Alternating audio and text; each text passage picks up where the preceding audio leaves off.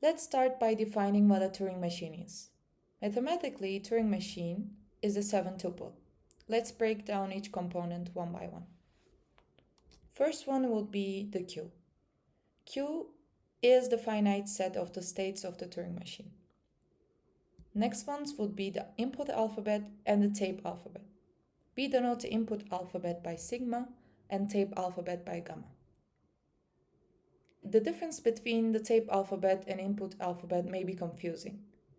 Tape alphabet contains all of the elements of the input alphabet plus additional symbols that may be useful for the tape and the computation. And that useful element would be the blank symbol. Next, we have the start state and the halting state. Start state is the state that we are at the initialization of the Turing machine. Halting state, Q bar, is the states of termination. Be careful that this is not the accepting state. We may be accepting or rejecting, but halting state is the state of termination. It just denotes that. Next, we have delta. Delta is the transition function of the Turing machine. It maps a state that is not halting and a tape symbol to a new state and a new tape symbol and a head movement. The head movement could be right, left, or neutral, denoted by R, L, and N. But we need more details about the transition function.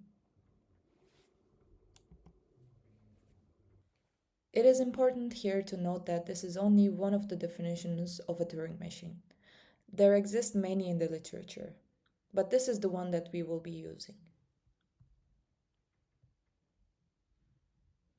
Now let's see the transition function in more detail. As said, computation proceeds according to the rules described by the transition function. So here you see an example.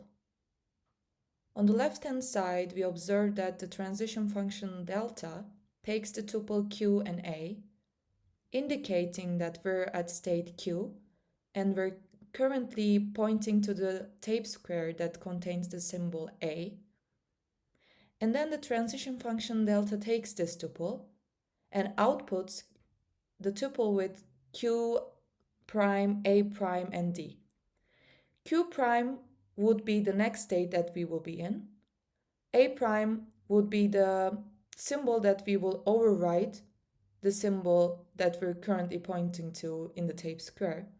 And D will be the next direction that we will point our head pointer to. So let's see. On the right-hand side, you see an illustration of a Turing machine. And as you observe, we're currently at state Q, and we're pointing to a tape square that contains symbol A. Now, according to the transition function, we overwrite this symbol by A prime.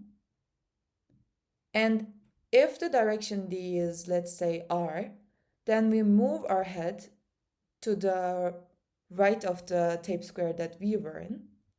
And then this will be our new state Q prime.